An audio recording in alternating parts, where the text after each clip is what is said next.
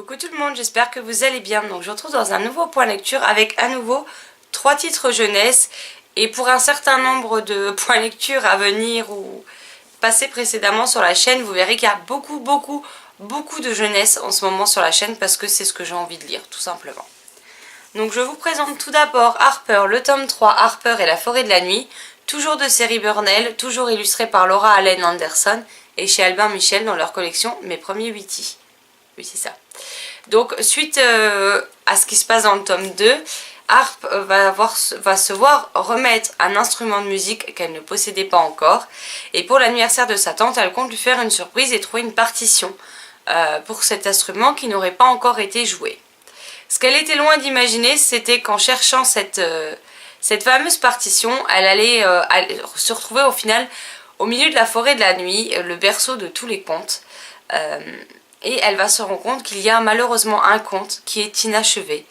Et elle va tout faire pour elle, accompagnée de ses amis bien entendu, mais aussi de certains adultes de l'immeuble. Elle va mettre tout ce qui est en son pouvoir pour trouver et aider les personnages de ce conte à terminer leur histoire et à ce qu'ils puissent vivre heureux.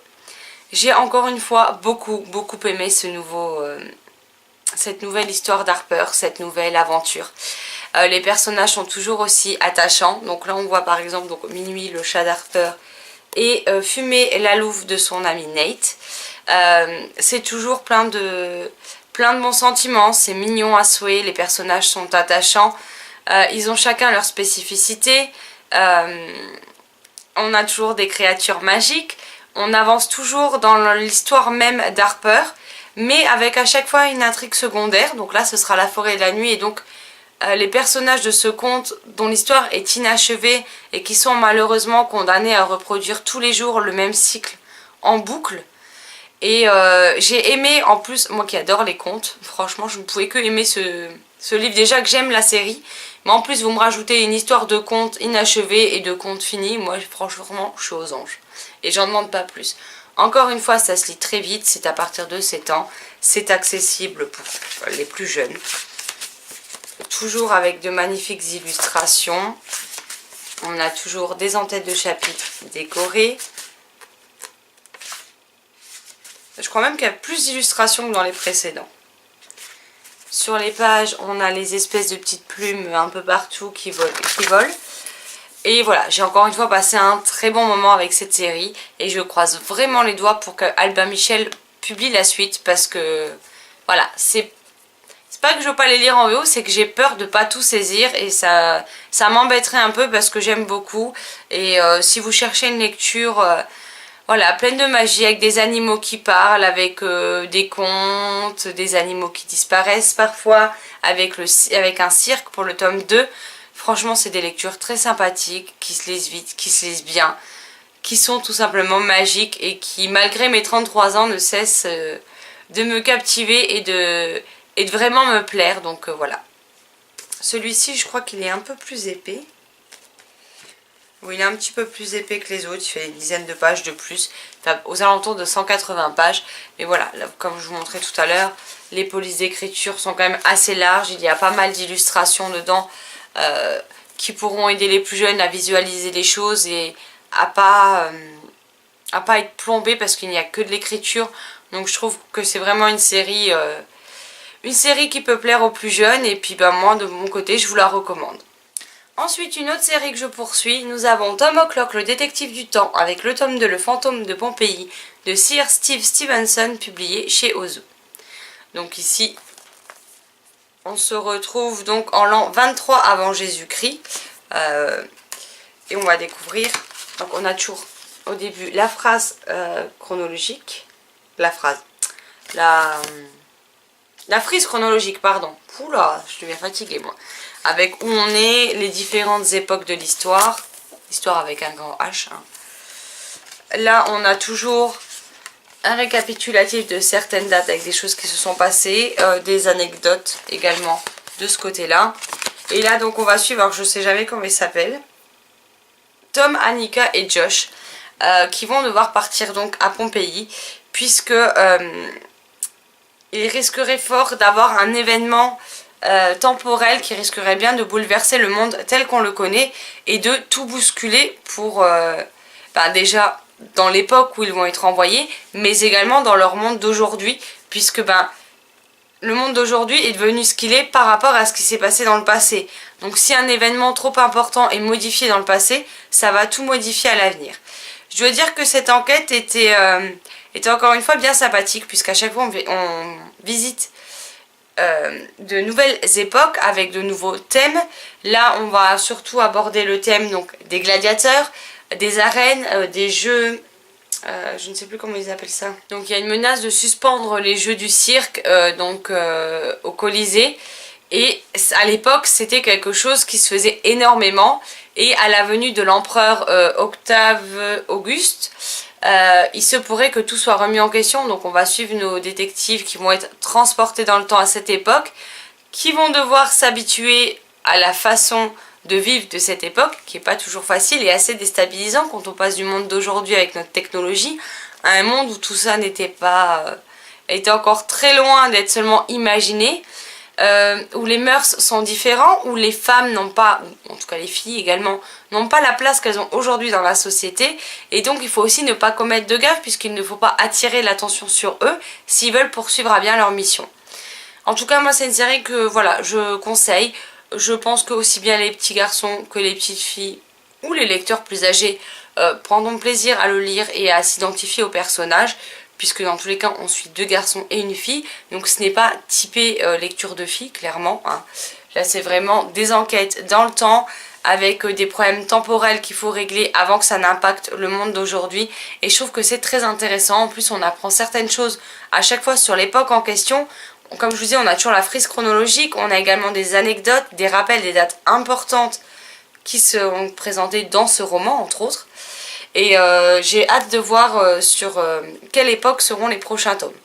Alors je vous disais la dernière fois qu'il y en avait 4, peut-être 5 qui étaient déjà sortis. Je les ai vus, je les ai pas achetés, du coup je me souviens plus quelle époque c'est. Mais c'est vrai que j'ai hâte de poursuivre cette série qui, encore une fois, pareil, elle est à petit prix, c'est 7,95 €. Donc il n'y a rien non plus d'extraordinaire dans le prix. Ça reste accessible à tous et c'est ça que j'aime beaucoup. Pareil, le livre est toujours bien illustré. La police d'écriture reste suffisamment grosse. Le récit est toujours dynamique. Il se passe toujours plein de choses de façon à ce que les plus jeunes ne s'ennuient pas et ne décrochent pas. Ce sont des livres qui font plus ou moins 120 pages. Donc voilà, de quoi passer un bon moment de détente, tout en apprenant certaines choses de notre passé. Le dernier livre que j'ai à vous présenter, et donc c'est Sarah Normal, le tome 2, Un fantôme envahissant. Ça c'était le livre qui vient de se casser la gueule. De Phoebe Rivers chez PKJ. Et je vous montre juste un instant parce que du coup, j'ai la couverture toute métallique d'Harper qui m'éblouit la tronche clairement, donc voilà. Vu que le livre est posé juste en dessous de l'ampoule, je vous laisse imaginer ce que ça donne une ampoule sur un livre avec une couverture argentée bien brillante. Donc dans le premier tome, on rencontrait donc Sarah qui est partie vivre avec son père loin de tout ce qu'elle connaissait. Alors je ne sais plus où ils sont partis vivre d'ailleurs, mais avant ils étaient près d'Atlanta, si je ne dis pas de bêtises, aux États-Unis. J'ai laissé mon marque-page dedans, normal. En tout cas, elle a de la famille à Atlanta et ils ont déménagé assez loin. Ils sont partis vivre dans une maison que son père loue à une dame qui s'appelle Lady Azura, qui est une diseuse de bonne aventure et médium. Et Sarah a la particularité de voir des fantômes. Jusque-là, elle les voyait, mais ils n'ont jamais tenté de s'approcher ou de communiquer avec elle. Sauf que depuis qu'elle est dans cette nouvelle ville, enfin dans ce petit village en bord de mer, elle se rend compte que les fantômes essaient d'interagir avec elle, de capter son attention et lui demander de l'aide. Sauf que Sarah a 12 ou 13 ans, elle est totalement paniquée quand les premières fois ça arrive et elle a bien du mal à leur accorder leur attention, à leur accorder son attention.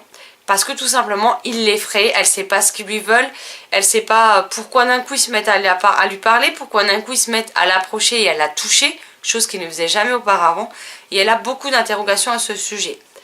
Sa maman est décédée peu de temps après sa naissance, et c'est vrai qu'elle a toujours été très fusionnelle avec son père, et elle ne comprend pas non plus pourquoi son père a fait le choix de louer une maison à cette vieille dame, sachant qu'ils ont le premier étage et le second, et que Lady Azura habite au rez-de-chaussée.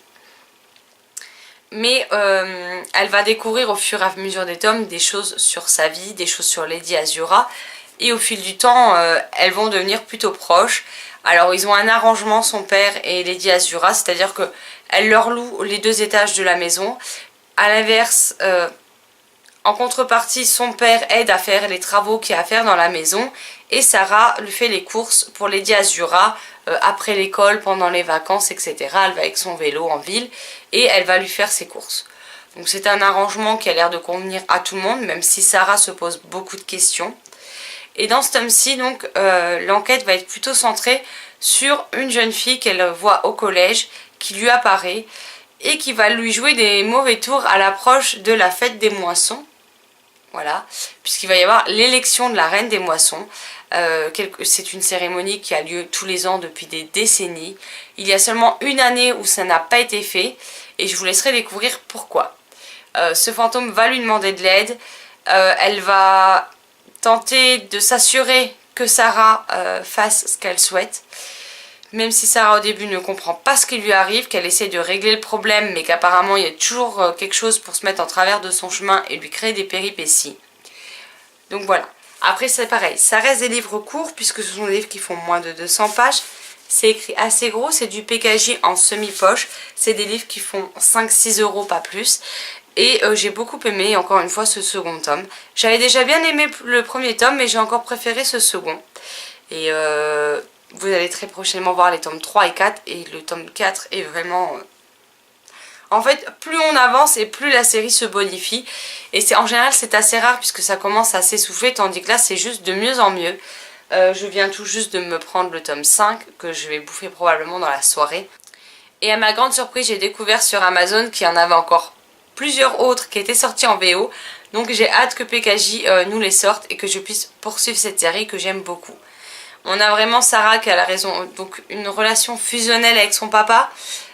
Son papa qui essaye de tout faire pour qu'elle soit heureuse. On a Lady Azura, cette femme très mystérieuse qui peut paraître assez excentrique quand on ne la connaît pas, mais qui pourtant est quelqu'un de très attachant, quelqu'un de très gentil, toujours prêt à écouter, à remonter le moral et...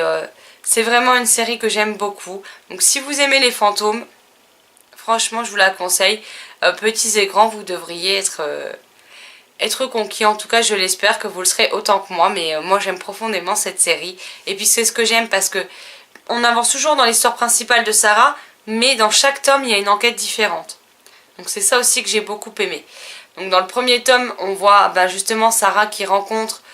ces fantômes qui peuvent l'approcher, qui lui font une peur bleue. On la découvre donc 2-3 semaines je crois avant la rentrée scolaire, pendant les grandes vacances, à s'acclimater à cette nouvelle maison, à ce nouveau village, alors qu'elle n'avait pas spécialement non plus très envie de partir de là où elle était au début.